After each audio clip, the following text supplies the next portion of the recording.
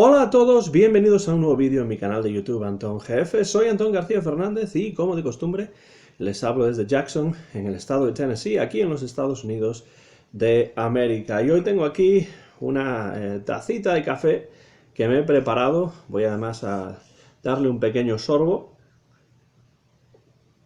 porque hoy quiero presentar un libro que he releído por segunda vez. Es decir, es la segunda vez que leo este libro desde que se publicó. Y es este libro que tengo aquí a mi izquierda, Bob Dylan Chronicles Volume 1, el primer volumen de las crónicas, de las memorias de Bob Dylan, publicado en el año 2004. Yo recuerdo haberlo comprado cuando salió en inglés. Sé que se ha traducido, por supuesto, al español como Crónicas Volumen 1. Recuerdo haberlo comprado cuando salió en el año 2004, pues hace ya 18 años, y por el momento este es el único volumen, dice volumen 1, pero es el único volumen de las crónicas de Bob Dylan. No sé si va a ocurrir como con el disco de los Traveling Wilburys, que está el volumen 1 y el segundo es el volumen 3. No hay volumen 2, por mucho que uno lo quiera buscar, no lo va a encontrar. Pues el volumen 2, el volumen 3 de las crónicas de Bob Dylan, de las memorias de Bob Dylan, no se ha publicado todavía, y quién sabe, teniendo en cuenta de quién estamos hablando, si se va a publicar o no. Ya digo que es el único volumen de las crónicas que hay por el momento. Han pasado ya 18 años desde la publicación de este libro, pero acabo de saber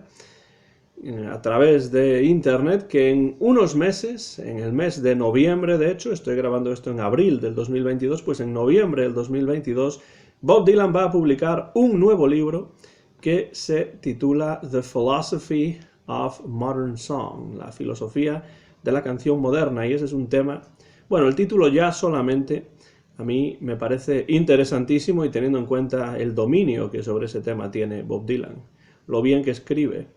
y su vasto conocimiento, que en aquellos programas de radio, Theme Time, Radio Hour, dejaba muy claro,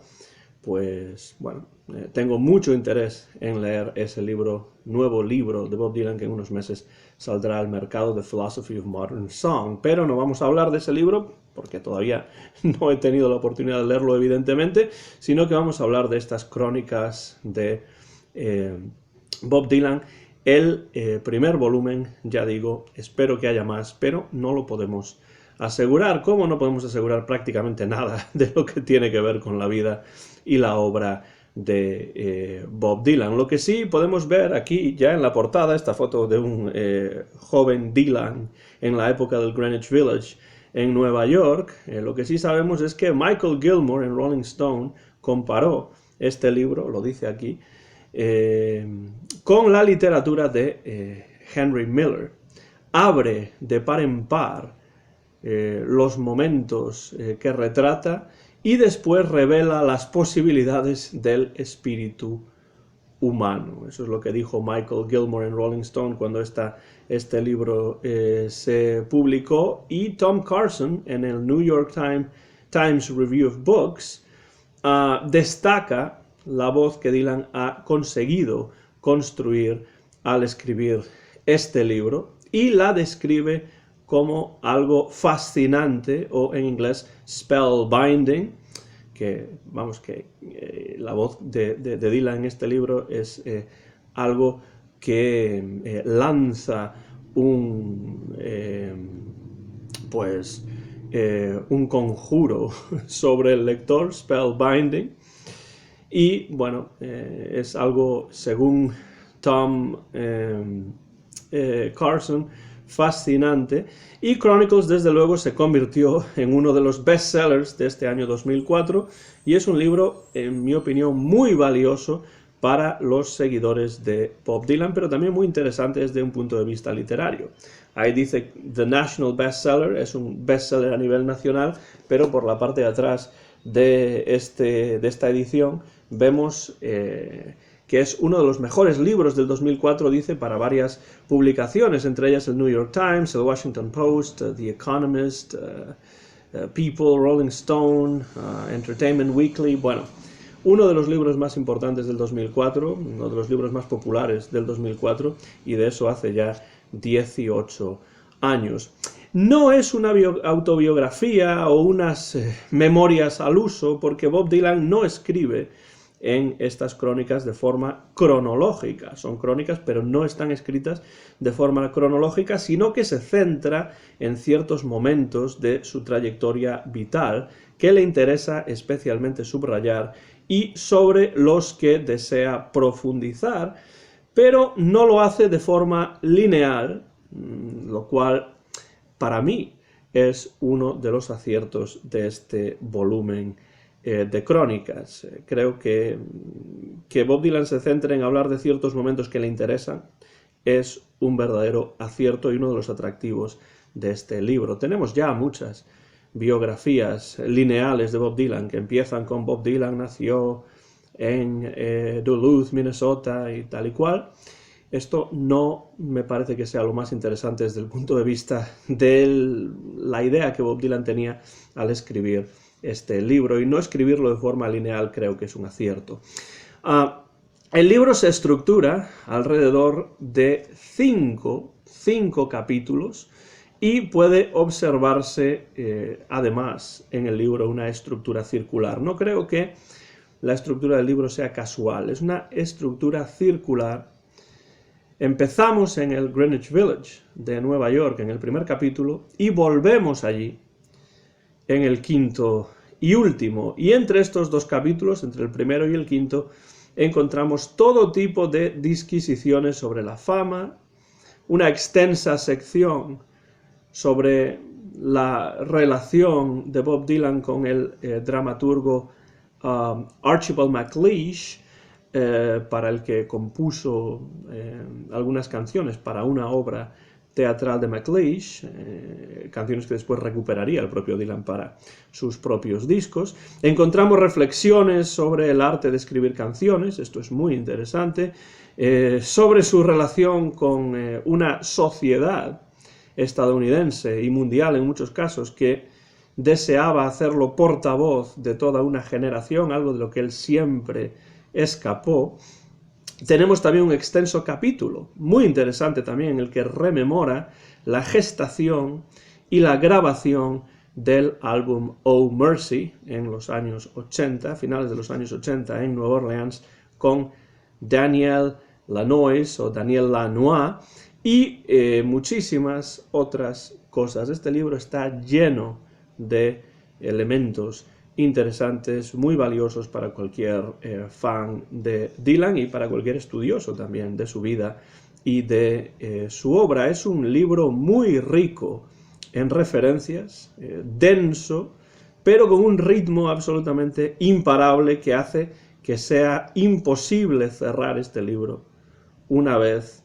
que uno se pone a leerlo, y que nos recuerda, además, al ritmo insistente de muchas de las canciones del propio Bob Dylan o de la literatura de algunos de los escritores de la Beat Generation que Bob Dylan tanto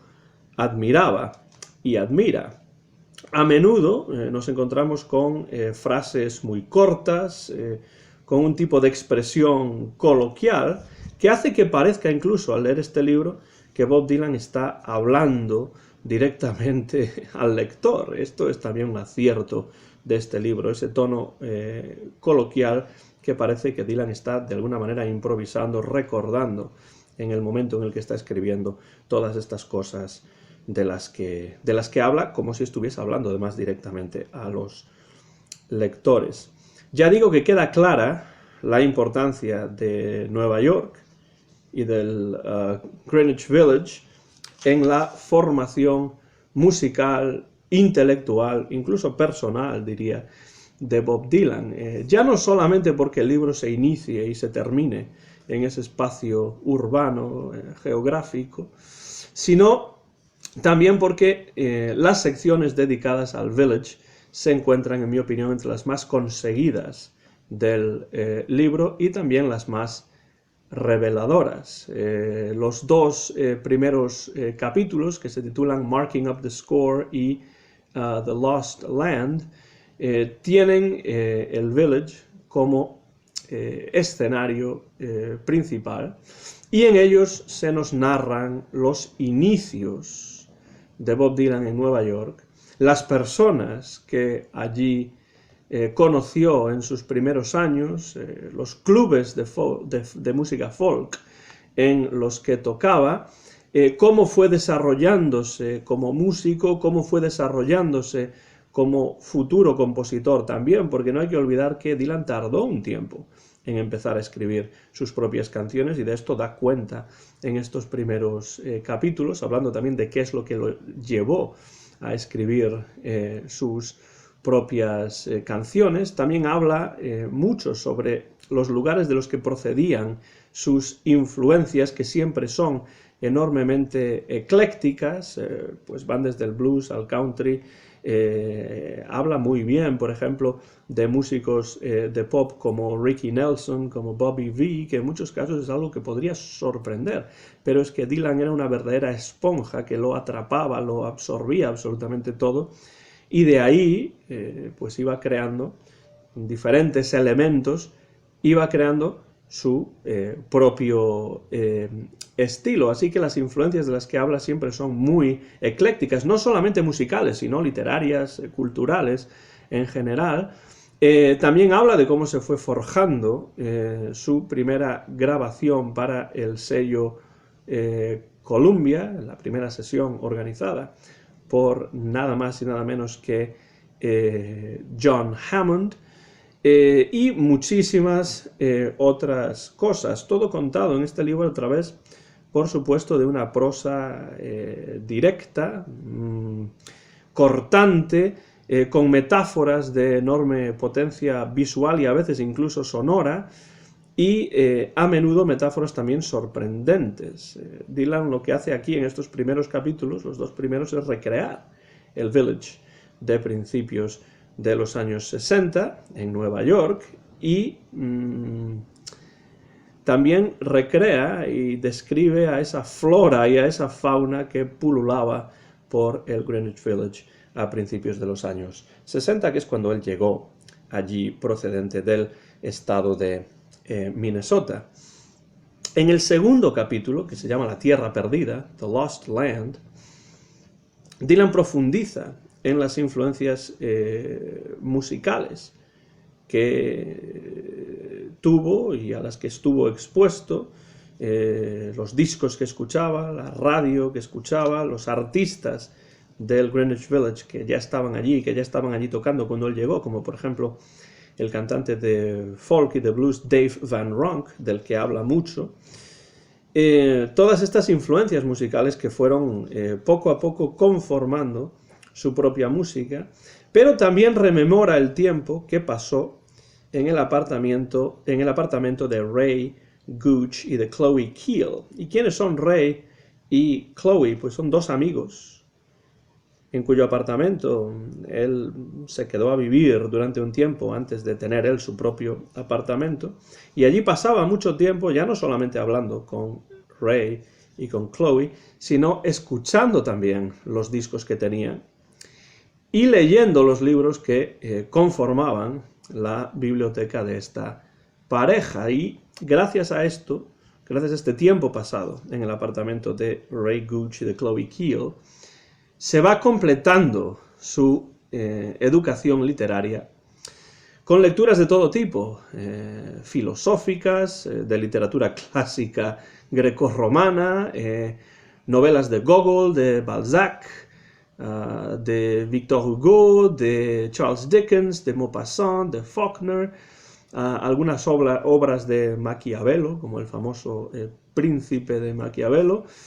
obras de Dante, de Rousseau, de Freud, de Milton, del poeta ruso Pushkin, de Tolstoy, de Clausewitz. Bueno, lecturas, como pueden ver, solamente por esos nombres que estoy dando, verdaderamente eclécticas, de las que se serviría, además, en años subsiguientes de una manera o de otra, porque ya digo que Bob Dylan en esta época inicial, no es que dejase de hacerlo después, pero en esta época inicial desde luego era una verdadera esponja que lo absorbía absolutamente todo, y de estas lecturas sacaría mucho jugo del que se serviría después en años posteriores, y que fue haciendo estas lecturas durante esta época bohemia, estos años neoyorquinos, bohemios y previos a la fama, en la que estuvo en contacto con todo tipo de expresiones artísticas y también con todo tipo de personas. Ya digo, cómicos, músicos, escritores, poetas, todo tipo de personas pululaban por ese Greenwich Village, y allí estaba Bob Dylan en medio de todo este ambiente cultural. Y después de 2 capítulos en los que Bob Dylan habla del Greenwich Village, y además bastante a fondo, vuelve allí en el último capítulo, que se llama Río de Hielo o River of Ice, y en este capítulo reflexiona sobre el camino realizado desde su Duluth natal, en el estado de Minnesota, y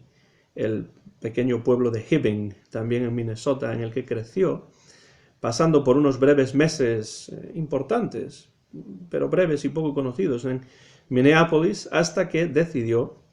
finalmente viajar a la ciudad de Nueva York. Y vemos cómo en Minneapolis se desarrolla ya con fuerza su interés por la música folk, y también allí conoce, y esto es muy importante, la música de Woody Guthrie, a través de una amiga que se llamaba Flo Kastner, cuyo hermano tenía varios discos de Woody Guthrie. Dylan no había oído hablar de Woody Guthrie nunca, hasta que antes de viajar al village neoyorquino pasó un tiempo en Minneapolis, y allí entró en contacto con la música de Woody Guthrie, que tendría mucha importancia, bueno, a lo largo de toda su carrera, pero sobre todo en sus inicios en Nueva York. El momento en el que Bob Dylan en Minnesota escucha en Minneapolis por primera vez a Woody Guthrie está descrito aquí, está rememorado aquí, como un momento casi de epifanía, porque esto es lo que hará que Bob Dylan decida viajar a Nueva York y se establezca allí, e incluso llegue a visitar periódicamente en el hospital a un Woody Guthrie que todavía estaba vivo, pero estaba ya enfermo y viviendo sus últimos momentos. Habla también de su fascinación por la obra autobiográfica de Woody Guthrie, que les recomiendo sin ninguna duda. Es una novela de enorme contenido autobiográfico escrita por Woody Guthrie y que se llama Bound for Glory, algo así como En dirección a la gloria o Camino de la gloria. No sé cómo se ha traducido al español, porque yo la he leído en inglés, y desde luego esta escritura de Bob Dylan, a mí por lo menos en las crónicas, me recuerda bastante al estilo de Woody Guthrie en Bound for Glory en algunos momentos, y Dylan habla de esta novela de Guthrie, que describe como un libro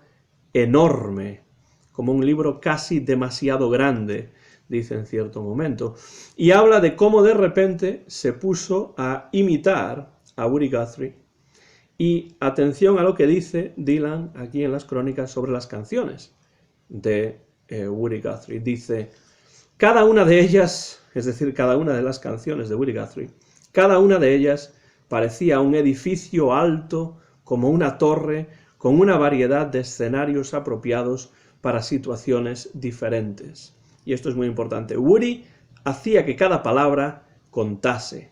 pintaba con palabras. Esto de que pintaba con palabras, he painted with words, será muy importante para Bob Dylan, que esto de que cada palabra cuente, la idea de pintar con palabras, especialmente, esto va a ser importante para Bob Dylan cuando se dé cuenta de que no tiene sentido imitar a Guthrie solamente, hay que ir más allá, porque esto de cantar como Woody Guthrie y hacerlo muy bien era algo que, por ejemplo, ya hacía, y muy bien, como digo, Ramblin' Jack Elliott. Lo que hay que hacer, se da cuenta Dylan en cierto momento, es crear algo propio, ir más allá y crear algo propio partiendo de los materiales de que dispone. Y son muchos y muy variados esos materiales, no son solamente la música de Woody Guthrie, aunque, por supuesto, la figura y la música de Guthrie tiene una enorme importancia. Pensemos que una de las escasas canciones que en el primer disco de Bob Dylan aparecen escritas por él es precisamente una canción titulada Canción para Woody, Song to Woody. Con lo cual, evidentemente, hay un tributo a la música de Woody Guthrie ya en el primer disco de Bob Dylan, que se titula simplemente Bob Dylan. Un poco más de café y continuamos. Ya en Nueva York, porque por supuesto de Minneapolis Bob Dylan viaja a Nueva York, Dylan rememora la importancia que para él tuvo su relación con Susie Rotolo, que es una mujer que aparece, por cierto, en la portada del disco Freewheeling Bob Dylan con él, de su brazo, caminando por el Greenwich Village de Nueva York. Y Susie Rotolo va a tener muchísima importancia, no solamente a nivel personal, sino también artístico y cultural para Bob Dylan, porque con ella continuó absorbiendo todo tipo de expresiones artísticas, el dibujo, la pintura, y algo muy importante también, las canciones de Bertolt Brecht y de Kurt Weill, que causaron una impresión muy potente en Bob Dylan cuando Susie y él fueron a ver una representación que contenía canciones de Brecht y de Weill.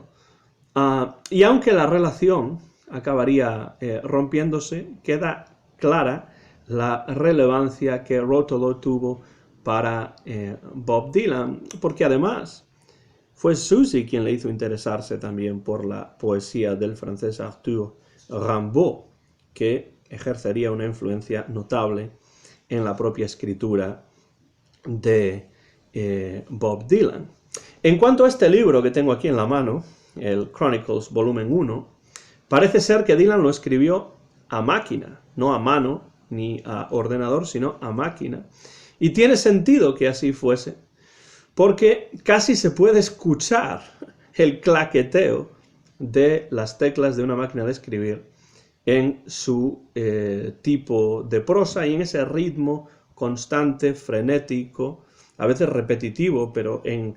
el mejor de los sentidos de esa palabra, el ritmo que Bob Dylan le imprime a su prosa. Y como muchos de los textos, mucha de la obra de los Beats, de los poetas de la Beat Generation, creo que este es un libro que solamente podría escribirse a máquina. En algún sitio leí que Dylan lo había escrito a máquina y tiene todo el sentido del mundo cuando uno lo lee. Aunque no lo sepa, pues esa es una sensación que desde luego da. Parece que uno escucha el repiqueteo de las teclas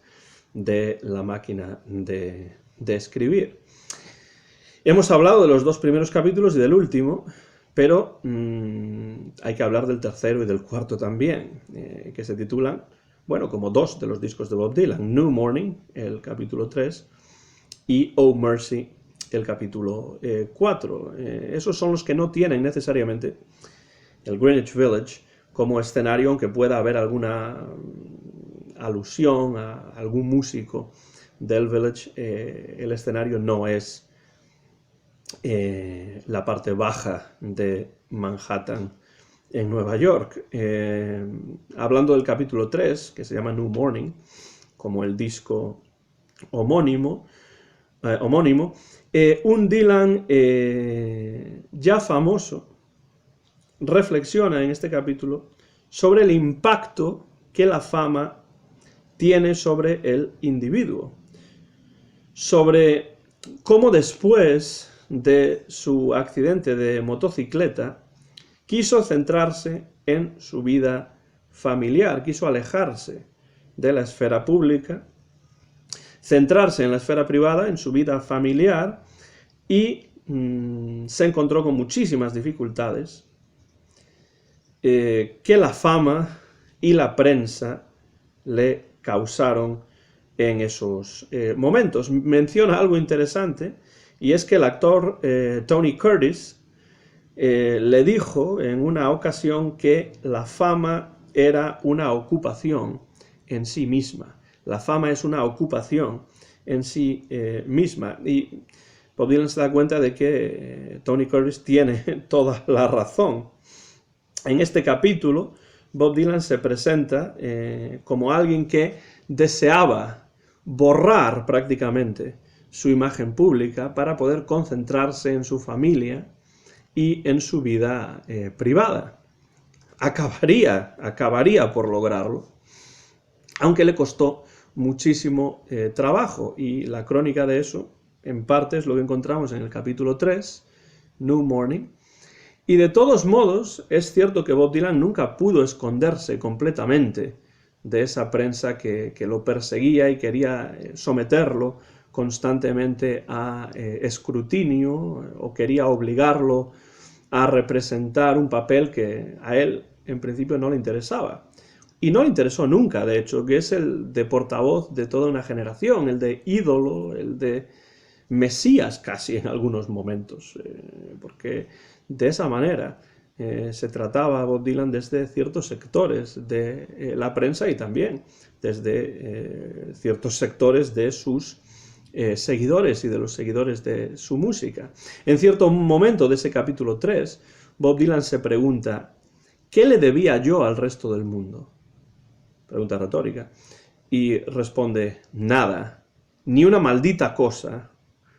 ¿Y la prensa? Pensaba que se le podría mentir. Y es un Dylan, por tanto, que encuentra una gran dificultad en separar su imagen pública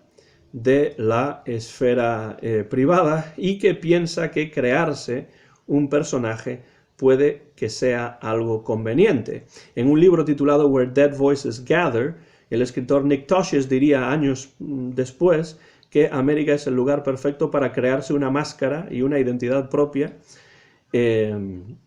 y cambiar de vida. Bob Dylan lo intentó y en cierto modo lo consiguió, aunque le llevó muchísimo trabajo. Y en este capítulo 3 habla Bob Dylan también sobre esa obra teatral de Archibald MacLeish, para la que el dramaturgo le pidió que escribiese algunas canciones. La obra se titulaba Scratch, no tuvo o acabaría por no tener prácticamente ningún éxito, pero las canciones que sí Bob Dylan escribió después de reunirse en varias ocasiones con el propio MacLeish y charlar con él de diversas cuestiones relativas a la obra de teatro y a otros temas diferentes, es una parte muy interesante, la verdad, en la que habla de las conversaciones que tuvo con MacLeish durante sus reuniones hacia mediados o finales creo, de los años 60, pues las canciones que escribió para esta obra, que luego no tuvo prácticamente ningún éxito, las recuperaría el propio Bob Dylan para sus propios proyectos discográficos. Bob Dylan, desde luego, no desperdiciaba absolutamente nada de lo que escribía o de lo que creaba. Y reflexiona Bob Dylan en cierto momento de este capítulo brevemente sobre el cambio que a mediados y a finales de los años 60 se operó en sus canciones. Y el capítulo termina con la grabación de algunos de los temas del disco New Morning, que es probablemente la razón por la cual el capítulo se llame así, pero también porque es una nueva mañana, como un intento de vivir una vida diferente, una vida nueva, de crearse un nuevo personaje para sí mismo. Es un Dylan que intenta recluirse en su vida privada y que decide que sea su obra la que hable por sí misma. Esto, como digo, lo intentó, lo consiguió hasta cierto punto, y algo interesante de este capítulo 3 es cuando Bob Dylan habla acerca del cambio que necesariamente se opera en sus canciones desde el folk acústico a la música eléctrica y diferentes influencias que de todos modos eran influencias que ya estaban ahí desde el principio, porque la influencia del rock and roll en Bob Dylan es evidente ya desde sus primeros años y su obsesión por la música de gente como por ejemplo Little Richard, que por cierto Bob Dylan pues también aprendió a tocar el piano en esos años precisamente para poder cantar y tocar canciones de Little Richard. Así que, bueno, este es un capítulo 3, ya digo, muy interesante como todos los demás. Y llegamos al cuarto, que es el que se titula Oh Mercy. Necesito un poco más de café para continuar adelante. Y este capítulo a mí me parece verdaderamente muy interesante, porque rememora la grabación en Nueva Orleans del disco Oh Mercy, que es del año 1989, lo tengo, por supuesto, está en algún sitio de esa estantería que se ve en la parte de atrás de la imagen, y es un disco que grabó junto al productor Daniel Lanois, o Daniel Lanois. Pasamos de principios de los años 70, en el capítulo anterior, New Morning, a finales de los años 80, con lo cual hay una parte de su vida que, como digo, no es un libro escrito de forma lineal, hay una gran parte de su vida de la que no habla aquí Bob Dylan. Si hubiese un segundo volumen, un volumen 2 de las crónicas, pues quién sabe si a lo mejor no hablaría de esa época en la que hay esta conversión religiosa, etcétera, de la cual no se habla aquí prácticamente en absoluto. Pero bueno, volvamos al capítulo 4, que es Oh Mercy, que es un capítulo muy específico, que parece incluso casi escrito para otro tipo de proyecto, e inserto aquí a posteriori. No digo que sea así, no tengo ninguna prueba de ello, pero es la sensación que da, porque de repente habla específicamente y muy a fondo de esas sesiones de grabación en Nueva Orleans para New Morning. Es un capítulo además extenso, de unas 80 páginas más o menos, en el que el proceso de composición y de grabación de este disco sirve como excusa para todo tipo de disquisiciones sobre el negocio musical, de nuevo sobre la fama, sobre la composición de las canciones, sobre la relación entre artista y productor, la relación que él tuvo durante la génesis, durante la grabación de este proyecto con el propio Daniel Lanois, con lo cual la relación entre artista y productor se explora aquí también, y también rememora la manera en la que surgieron las canciones y comenta muy a fondo las dificultades sufridas a la hora de grabar las canciones, porque no fue un proceso fácil, la verdad. Estas sesiones de grabación en Nueva Orleans tuvieron lugar entre febrero y abril de 1989, y la manera en la que describe la ciudad y el ambiente de Nueva Orleans en esos momentos es realmente muy vívido y muy logrado en este capítulo número 4, que está lleno, además de anécdotas y de referencias a las influencias musicales del propio Dylan. Es muy importante, además, en este capítulo 4, hay un momento, hay una sección de este capítulo 4 en el que habla de las razones que lo llevan a reinventar sus canciones vocal y musicalmente, a no interpretarlas siempre de la misma manera. Y esto lo relaciona con una técnica guitarrística que el gran jazzman y bluesman Lonnie Johnson le había enseñado en el Village neoyorquino en los años 60. Y ahora, en los años 80, unos 20 años después de haber aprendido esta técnica de Lonnie Johnson, recupera dicha técnica para dar mayor frescura a sus interpretaciones y, de hecho, no ha dejado de hacerlo desde entonces, recrear sus canciones, no cantar sus canciones de la misma manera. Hay mucha gente que critica a Bob Dylan que no se pueden reconocer sus canciones en directo, pues a mí eso es lo que me gusta, o gran parte de lo que me gusta de un concierto de Bob Dylan es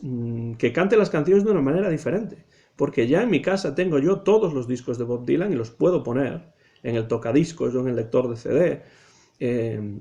y escucharlos de la manera en la que grabó esas canciones. La recreación de las canciones para mí es un plus en los conciertos de Dylan,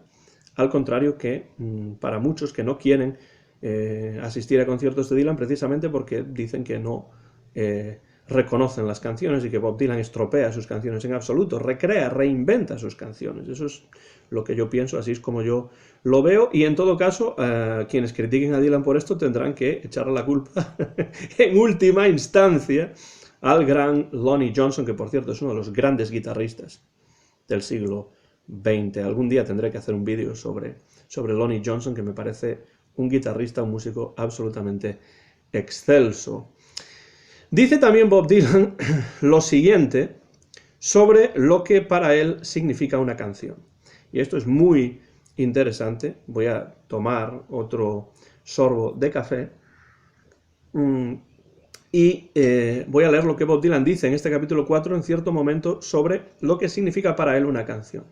Una canción es como un sueño y tú intentas que se vuelva realidad. Ya me gusta la comparación, ya me gusta la metáfora onírica, la relación de la música y de la escritura de canciones con el mundo de lo onírico. Una canción es como un sueño y tú intentas que se vuelva realidad. Son como países extraños en los que tienes que entrar. Ahí ven las metáforas, las comparaciones de Dylan. Puedes escribir una canción en cualquier lugar, en un vagón de tren, en un barco, a lomos de un caballo. Ayuda a estar en movimiento. A veces, la gente que tiene más talento para escribir canciones no escribe ninguna porque no está en movimiento. Casi nos lleva esto al On the Road de Jack Kerouac, la idea de estar en movimiento continuamente para, de esa manera, poder crear algo. El movimiento como parte de la creación, el no anquilosarse, el no repetir siempre lo mismo, el estar en movimiento continuo para, de esa manera, crear algo que no es necesariamente una inspiración que venga de cualquier lugar, sino que tiene que ver con el trabajo que uno pone en aquello que hace y con esta idea de estar en movimiento. Pues esto es lo que para él significa una canción.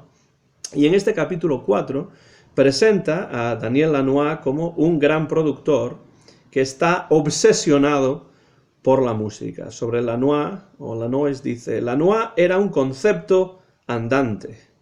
Dormía con la música, la comía, la vivía. Mucho de lo que hacía era genio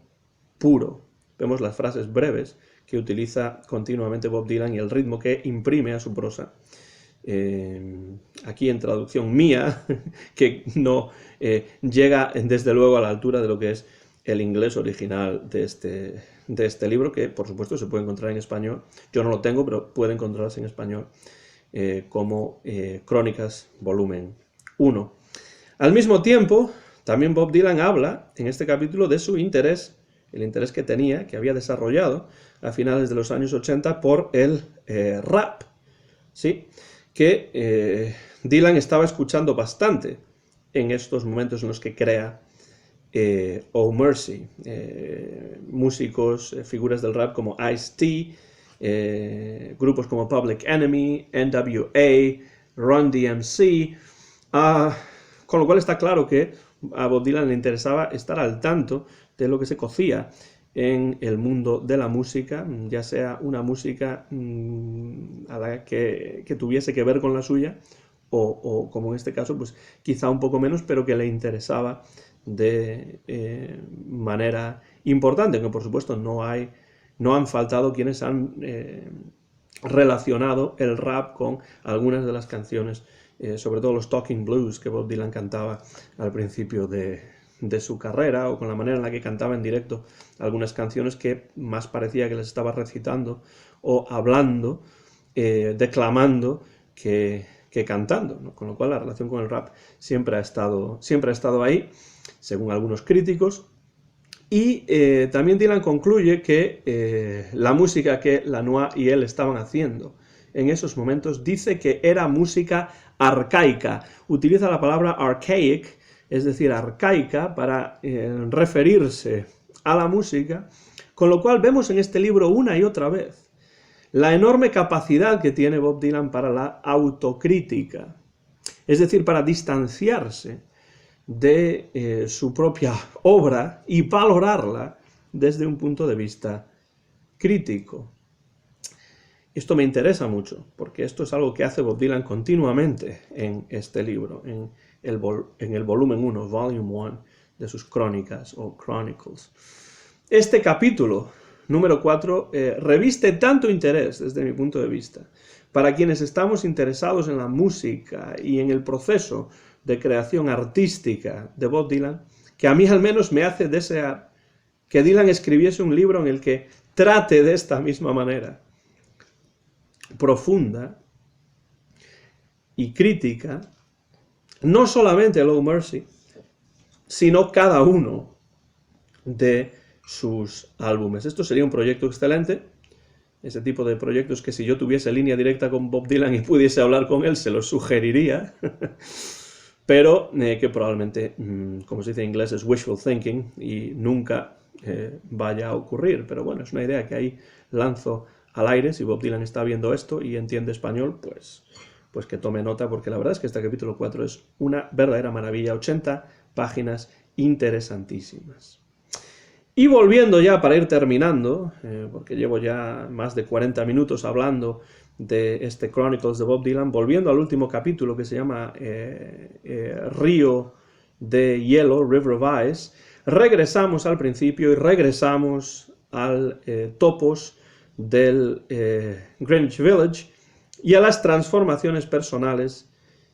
y musicales que allí tuvieron lugar, que allí se operaron en Bob Dylan. Termina el libro el señor Zimmerman rememorando sus primeras sesiones de grabación,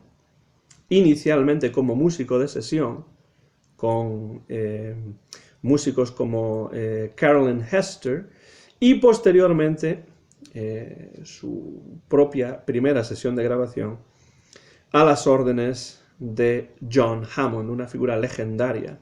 dentro de la música estadounidense del siglo XX, dentro de la música mundial, como uno de los grandes productores de todo tipo de música y comercializadoras de todo tipo de música, y buena música, añadiría yo, en Columbia Records. A John Hammond, que era uno de los miembros de esa aristocracia estadounidense que es la familia Vanderbilt, entre otras familias. A John Hammond lo conoce Bob Dylan en la sesión precisamente con Carolyn Hester, en la que Bob Dylan toca, y firma un contrato estándar de grabación con el sello Columbia, que era uno de los, y sigue siendo, bueno, era en esos momentos desde luego, uno de los grandes, de lo que se llamaban las majors, las discográficas más importantes del país y del mundo. John Hammond le descubre además la música de Robert Johnson, del gran bluesman, que será una influencia primordial para Bob Dylan, tanto musical como poéticamente. Dice Bob Dylan sobre la música y la escritura de Robert Johnson: si no hubiese escuchado ese disco de Robert Johnson cuando lo hice, probablemente habría habido centenares de versos míos que no habrían existido, que no me habría sentido lo suficientemente libre o inspirado como para escribir. Entonces la figura de Robert Johnson, junto con la de Woody Guthrie y la de muchos otros que menciona en este libro, son figuras que no podemos olvidar cuando tratamos de comprender críticamente la música y la escritura de Bob Dylan y lo deja aquí muy claro. Es un momento también casi epifánico el que Bob Dylan experimenta cuando escucha por primera vez la voz, la guitarra, el todo que es la música de blues del gran Robert Johnson. En definitiva, este libro que tengo aquí en la mano, el Chronicles volumen 1 de Bob Dylan, es un libro esencial, completamente esencial, para entender la figura de Bob Dylan. Y hay que leerlo. Yo lo he hecho 2 veces, pero estoy seguro de que lo leeré, pues espero que no pasen otros 18 años, pero cuando pasen unos cuantos años lo volveré a leer. Y hay que leerlo sabiendo que el de Duluth constantemente se pone máscaras, esas máscaras de las que hablaba Nick Tosches. Constantemente Bob Dylan se está poniendo máscaras, está creando una imagen específica de sí mismo que le interesa crear, que le interesa representar y transmitir en el libro. Son unas memorias y por tanto, como todas memorias, son selectivas y a Bob Dylan no le interesan tanto los hechos en sí mismos, como las emociones y los recuerdos que esos hechos provocan, que esos hechos sugieren. Porque para los hechos realmente, como lectores, podemos ir a las muchas biografías y estudios sobre Bob Dylan. Aquí lo que encontramos son las emociones, los recuerdos y, por supuesto, pues las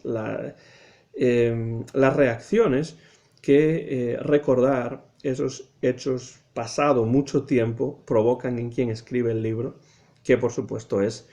el propio Bob Dylan. Lo que encontramos en este primer volumen de las crónicas de Bob Dylan son impresiones retrospectivas sobre hechos vividos por Bob Dylan, y así hay que leerlas. Y desde luego, esas impresiones a mí me dejan totalmente satisfecho porque es un libro que me parece, pues, realmente de los mejores libros que he tenido la oportunidad de leer sobre música popular, porque aquí Dylan no habla solamente sobre sí mismo, sino que rememora muchas otras cosas que tienen que ver con él, pero que también incluyen a muchos otros músicos y a muchos otros artistas y personas que para él fueron importantes, las que conoció en persona y otras que, bueno, no tuvo la posibilidad de conocer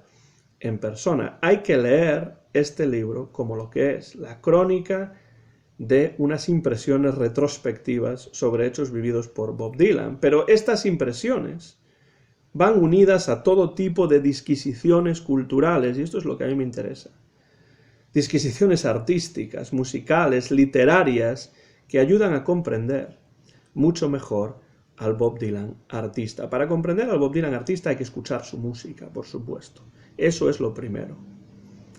También uno puede leer parte de la copiosa bibliografía crítica que hay sobre su obra, pero lo primero es que hay que escuchar su música con atención. Porque la música de Bob Dylan no es el tipo de música que uno pone ahí de fondo mientras está cocinando, mientras está corrigiendo unos exámenes o mientras está cenando con su familia o con sus amigos. La música de Bob Dylan requiere sentarse a escucharla con atención en la mayor parte de sus casos. Entonces, lo primero que hay que hacer es escuchar su música. Y este libro es un muy buen complemento, no necesariamente solamente a su música, sino a la figura que Bob Dylan a lo largo de las décadas ha ido creando para sí mismo. Todo ello, además, en este libro está narrado y está evocado con un ritmo incesante, continuo, que atrapa siempre, en todo momento, al lector, tanto si es especialista el lector en su música, como si no lo es. Esto interesará también a aficionados de Bob Dylan que no sean expertos en su música y que no estudien su música, sino que simplemente les guste la música de Bob Dylan. Uno duda, ya digo, que Dylan vaya a escribir más volúmenes en esta serie de crónicas como este, pero sin duda si lo hiciese, si escribiese un volumen 2, un volumen 3, bueno, el tiempo que le queda de vida, por supuesto, es limitado, pero si escribiese un volumen 2, un volumen 3, pues desde luego que eso sería todo un regalo para quienes admiramos su obra y su figura, sobre todo su obra, y desde luego recomiendo que si ustedes no han leído las crónicas de Bob Dylan, que se han traducido a muchísimas lenguas, entre ellas el español, pues lo hagan, porque desde luego este libro es más que recomendable. También rememora en cierto momento la razón o las razones que lo llevaron a adoptar el nombre artístico de Bob Dylan en lugar de utilizar su nombre, bueno, el nombre que le dieron sus padres, que es Robert Allen Zimmerman, como todos ustedes evidentemente saben. No sé si ustedes han leído este libro, pero si es así, dejen comentarios por la parte de abajo de este vídeo, porque siempre me interesa entrar en contacto con gente que tenga intereses similares al mío, y uno de ellos, por supuesto, si ustedes han seguido mi canal de YouTube, Antón GF, pues es evidentemente la música y la figura de Bob Dylan. ¿Qué piensan de este libro? Si lo han leído, y si no lo han leído, pues por supuesto les animo a que lo hagan y que estén atentos también a ese nuevo volumen que Bob Dylan va a publicar, no de las crónicas, sino en noviembre del año 2022, de este año en curso, va a salir un libro aquí en los Estados Unidos que en inglés se titula The Philosophy of Modern Song, la filosofía de la canción moderna. Esperemos y estoy seguro de que este es un libro que se va a traducir a muchas lenguas y entre ellas el español con bastante celeridad, espero, y yo estaré interesado, por supuesto, en leerlo en cuanto tenga la oportunidad. Pues cuando se publique, yo lo haya leído, pues habrá vídeo también. Espero que les haya interesado este vídeo sobre el primer volumen de las crónicas de Bob Dylan. Ya digo, dejen comentarios por la parte de abajo del vídeo y me despido ya. Soy Antón García Fernández. He grabado en directo y sin ningún tipo de cortes este vídeo en mi casa en Jackson, en el estado de Tennessee, aquí en los Estados Unidos de América. Mío es el copyright de este vídeo, que se grabó a mediados del mes de abril del año 2022, justamente antes de que supuestamente vaya a llegar una tormenta aquí a Jackson, Tennessee. Como siempre, muchas gracias por su atención, muchas gracias por sus comentarios y nos vemos en mi canal de YouTube Antón GF para hablar de Bob Dylan y de muchos otros temas muy pronto. Y si Bob Dylan está viendo esto, que se ponga por favor a trabajar en el segundo volumen de sus Chronicles, que son una verdadera maravilla. Gracias y hasta la próxima ocasión.